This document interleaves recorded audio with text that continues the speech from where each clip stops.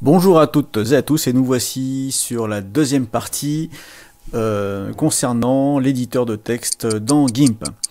Alors je reviens pas sur la première partie, je vais donc attaquer directement. Donc je vais écrire pour cela un texte en cliquant ici sur la feuille, en lui avec le petit texte. Voilà. Donc ici, par défaut, ça va nous prendre ce qui est en référence au niveau des outils ici. Et donc, ici, on a une certaine police avec une certaine taille en pixels, avec une couleur. Et on n'utilise pas l'éditeur de texte. Et je suis ici en mode centré. Bon, voilà, je ne vais pas plus loin. Maintenant, je vais agrandir ici cette taille de police. Alors pour ça, si je viens ici et joue avec la molette, vous voyez que j'incrémente ou décrémente au niveau de ma police, la taille, mais ça ne fait rien sur le texte. Il faut évidemment sélectionner. Alors vous avez plusieurs méthodes, hein. Soit vous mettez ici dans la boîte de dialogue et vous faites un CTRL A pour tout sélectionner, ou alors vous double-cliquez dessus, ce qui va sélectionner l'ensemble du texte. À partir de ce moment-là, si j'utilise le bouton central de ma souris, c'est-à-dire la molette, et je vais vers le haut, au niveau de la molette, je vais donc incrémenter un par un au niveau de la taille du texte. Et inversement, si je vais vers le bas, je vais décrémenter, donc réduire la taille du texte. Maintenant, si j'appuie sur la touche CTRL, je maintiens celle-ci enfoncée et j'avance. Donc à chaque tour de molette, je vais avancer de 10. Ici, vous voyez que ça avance de 10. Donc on va pouvoir comme ça dégrossir en avançant de 10 en 10 avec la molette. Et si je relâche la touche CTRL, eh bien, je vais pouvoir affiner ici avec une autre taille. Alors maintenant que j'ai mon texte qui est positionné ici, je vais pouvoir faire plusieurs actions. La première ici, ça va être de pouvoir le bouger. Alors pour cela, au niveau du déplacement, on a dans les outils, on a la possibilité de déplacer un calque actif ou un calque ou un guide. Alors, je vais me positionner pointer un calque ou un guide pour vous montrer l'erreur. Je suis ici sur l'outil texte, j'ai bien mon calque texte qui est actif, et par contre, si je pointe en dehors du texte, vous voyez ce qui bouge, c'est le fond. Donc je fais un CTRL Z, je reviens en arrière. Si je pointe maintenant sur le texte lui-même, ici sur le T, vous voyez, j'arrive à le bouger. C'est un peu problématique quand vous avez des textes qui sont un peu petits ou difficiles.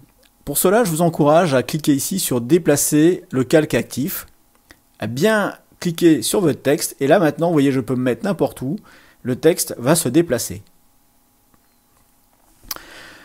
Autre chose au niveau du texte, on va pouvoir, alors je vais le dupliquer ici, pour pas avoir à le ressaisir, et je vais travailler sur ce texte dièse 1.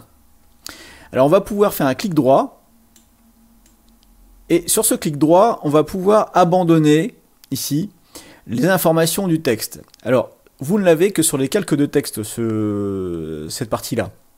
Donc, on peut envoyer du texte vers un chemin, on l'a déjà fait. Le texte le long d'un chemin, on l'a déjà fait. Et abandonner les informations de texte. Alors, qu'est-ce que c'est? L'information de texte, eh bien, c'est une information qui dit à GIMP que ceci est un texte, que si j'utilise maintenant l'outil de texte et double-clic dessus, eh bien, je vais pouvoir le modifier. Mais en abandonnant ces informations de texte, eh bien, je n'ai plus du tout, GIMP ne sait plus que c'est un texte. Donc, on va tout simplement oublier que c'est un texte et s'en servir comme une image matricielle classique. Bon, alors, dans quel contexte on peut utiliser ça? Honnêtement, je sais pas. Moi, je trouve que c'est une option qui est obsolète maintenant parce qu'on peut faire différemment. Je vais revenir ici, je le déplace vers le bas, et je vais revenir ici sur cette option de texte. Lorsqu'on utilise un outil tel que rotation, GIMP,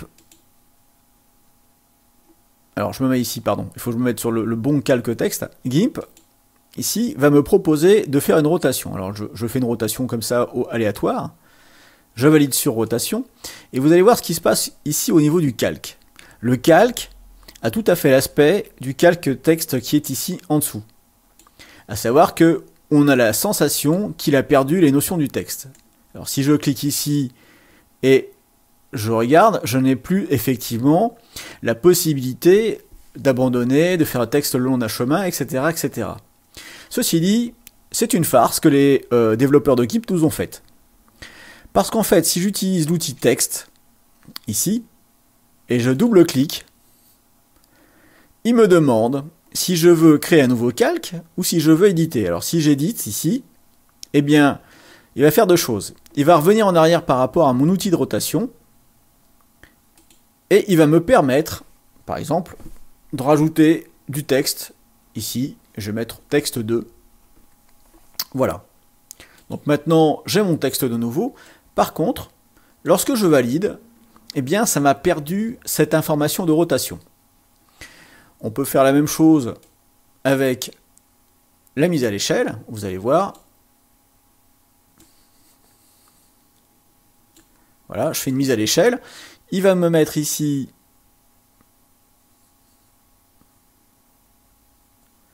le texte. Et si je fais un clic droit, je n'ai plus l'option pour repasser en mode abandon de texte, etc. Donc en fait, on va vraiment abandonner l'information de texte. Mais si je clique sur mon logo ici, et je double-clique, eh bien, je peux de nouveau, alors soit créer un nouveau calque, on va faire cette fois-ci, et vous voyez qu'ici, j'ai mon texte qui réapparaît, et je ne perds rien. Alors, vous me direz, pourquoi alors, dans ce cas-là, abandonner une option de texte? Eh ben, comme je vous dis, c'est peut-être une option un peu à dépoussiérer au niveau de GIMP, puisque là, on a la possibilité de récupérer l'information de texte. Alors, ce texte-là, ici, donc on est bien sur un calque texte, je peux ici modifier tout à fait les propriétés. Par exemple ici, mettre le calque en effacé, donc il va effacer tout ce qui se trouve en dessous, et vous voyez bien qu'on se retrouve avec le damier en dessous. Ok.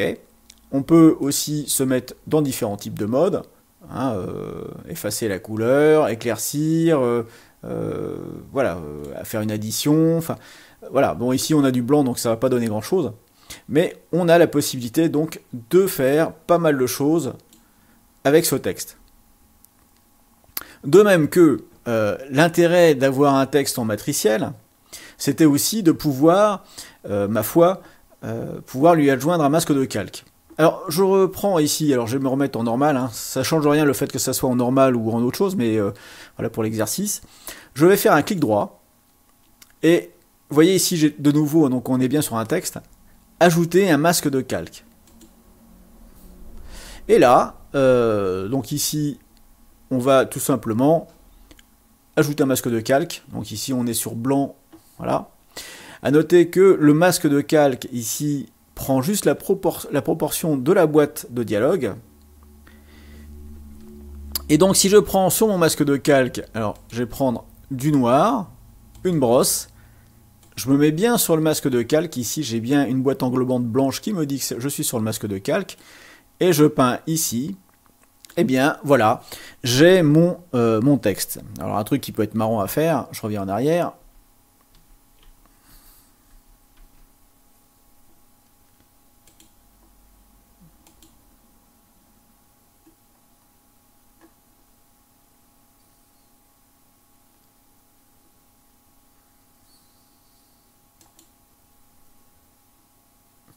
Voilà, hop. Donc ici, ça serait de choisir par exemple un pinceau qui soit du style,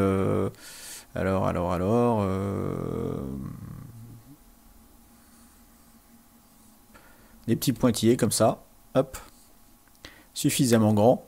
Je suis bien ici sur mon masque de calque, je suis en blanc et ça me fait des impacts de balles un petit peu à droite à gauche, voilà, hop. Donc il y a possibilité comme ça de s'amuser un petit peu avec notre texte. Sachant que les trous qui sont là, eh bien, vont forcément se répercuter sur la transparence, puisque le texte va devenir transparent là où il y a des trous. Voilà, on a vu comment on pouvait transformer, adjoindre du texte et faire pas mal de choses. Alors, j'ai pas voulu le rajouter avec l'autre tuto, parce que c'est des choses qu'on peut faire directement avec ça. Alors maintenant, on peut aussi remplir ce texte ici avec l'outil de sélection. Donc si je sélectionne ici par couleur et je sélectionne pas bon, mauvaise pioche. Si je sélectionne, alors il faut bien que je me mette ici sur le calque texte et je sélectionne mon texte. Voilà. J'ai ici des pointillés, je vais zoomer légèrement. Alors CTRL SHIFT J. Voilà. Et je vais avoir ici mon texte et je vais pouvoir maintenant lui mettre, par exemple, le remplir avec un clic droit. Alors, il y a d'autres façons de faire, mais je vous en garde la surprise pour les prochains tutos. Clic droit et remplir avec un motif. Donc, je prends ici, édition, remplir avec un motif. Et là, vous avez un motif. Donc, je fais CTRL SHIFT A et vous avez un motif pour votre texte. C'est une autre façon de modifier le texte. À ce moment-là, ici, si je reviens sur l'option de texte et je double-clique dessus, je peux encore l'éditer. Par contre, si je fais une édition, vous allez voir, eh bien, je vais perdre l'intégralité de ce que je viens de faire au niveau texte. Hein, je ne parle pas au niveau de... Voilà. Donc maintenant, je serai obligé de nouveau de resélectionner et de faire, d'ajouter un motif. Il y a d'autres façons de faire ça, de façon à ne pas tout perdre, mais généralement, quand vous modifiez un texte, vous êtes bon pour le refaire. Je vais maintenant supprimer ce masque de calque ici. Je fais un masque de calque où je peux le laisser, mais bon, je vais le supprimer pour le tuto. Et je vais maintenant transformer ce texte en chemin. Donc je fais un clic droit sur le calque texte et texte vers chemin. J'enlève le petit œil et on va aller dans l'onglet chemin. Je vais avoir ici ce chemin que je vais afficher. Et maintenant avec l'outil chemin, je vais pouvoir faire une transformation qui, ma foi, me permettra,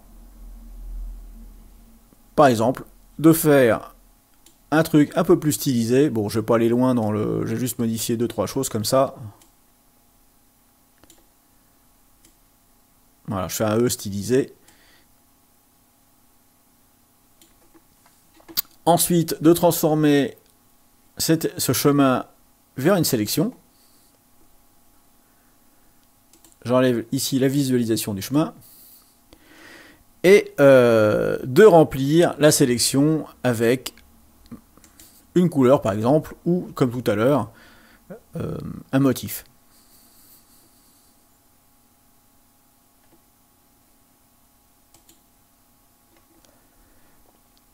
À partir de ce moment-là, par contre, si je viens de nouveau sur l'outil texte, et je clique dessus, eh bien, ma foi, il ne se passe plus rien que on ne puisse détruire. Voilà pourquoi je dis que il est obsolète. Par contre, hein, si je modifie, là, ici, je vais perdre mes petites actions, là. Voilà, ça revient ici, mais comme on a conservé notre modification ici, il n'y a pas de problème. Enfin, généralement, elle est bonne à mettre à la poubelle parce que, de toute façon, si vous rajoutez une lettre, ça ne va plus correspondre. Mais ceci dit, vous voyez que le fait de perdre l'option de texte, de mettre un texte vers du matriciel, est devenu complètement obsolète. Donc la question c'est pourquoi il n'y a pas eu un dépoussiérage. Ça c'est la question que je me la pose, que je sens qu'elle est bonne. Voilà, bah j'espère qu'avec ces deux tutos, bah, vous aurez de quoi vous amuser. Vous avez vu qu'on pouvait les transformer et modifier dans tous les sens. On va pouvoir aussi, alors je fais un CTRL SHIFT A, on va pouvoir sélectionner une seule lettre et venir changer la couleur de la seule lettre, ici. Par exemple, je vais mettre en rouge.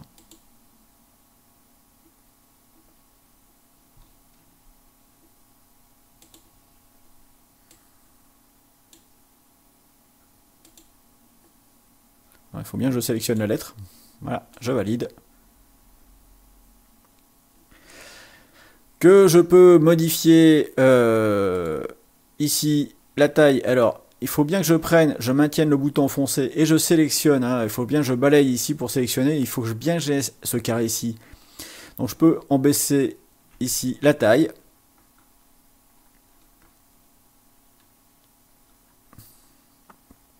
À l'intérieur du même texte. Voilà. Et que je peux opérer une rotation ici sur une des lettres, par exemple là. Et que je lui applique un retourné, par exemple.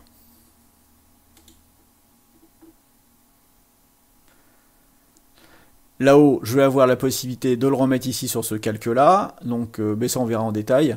Donc, je fais, j'appuie sur l'encre et j'ai tout sur le même texte. À partir de ce moment-là, est-ce qu'il est encore possible de modifier les attributs texte? Vous avez bien vu qu'ici, j'ai plus rien. Eh bien, on va essayer ensemble. Je clique. Et on peut encore faire une édition. C'est quand même miraculeux, mais bon, l'édition fait qu'on aura tout perdu dans l'histoire. Au niveau de la rotation ici, la transformation individuelle du texte. Par contre, il nous est maintenu, puisque ça, ce sont des attributs de texte pur, et la couleur, et la taille de la police. On peut peut-être aussi changer la police. Alors on va regarder ici maintenant. Par exemple, je sélectionne ce E, et je vais venir juste... Et en fait, vous voyez que là, ça impacte sur l'ensemble de la police. Donc si vous voulez ici une police à part, il va falloir tout simplement découper votre texte en deux parties. C'est-à-dire que ce que vous voulez changer ici,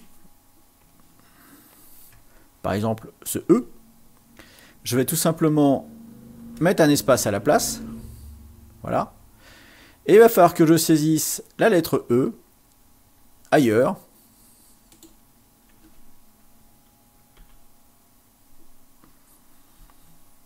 Donc ici, ça m'a repris. Donc là, je vais mettre carrément 300 hein, directement.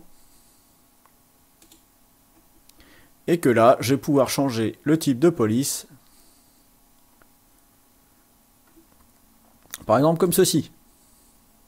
Voilà. Il ne reste plus qu'à déplacer cette police. Je suis bien sur le E. Et le mettre ici. Alors, petite question, est-ce que si je fusionne maintenant ces deux calques de police, ça donne quelque chose qui soit encore de l'ordre du texte? Eh bien, on va fusionner ces calques. Donc, je clique ici sur cet petit onglet.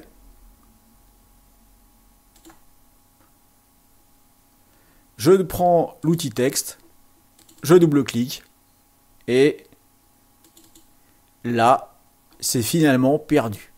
La fusion ne permet plus après de revenir sur l'outil texte. On est devenu ici, on a obtenu un calque parfaitement matriciel. Bon bah écoutez, moi je vous fais des gros likes, des grosses bises, poignée de main ferme et viril à vous autres les hommes, et puis bah, j'espère que vous passez de bonnes vacances malgré ce climat de peur qui règne sur la France, et que nos tomates mûrissent un peu plus vite, parce que là, ma foi, il fait trop humide pour ça, pour ceux qui y ont un jardin. Allez, courage à tous, je vous like, ciao ciao.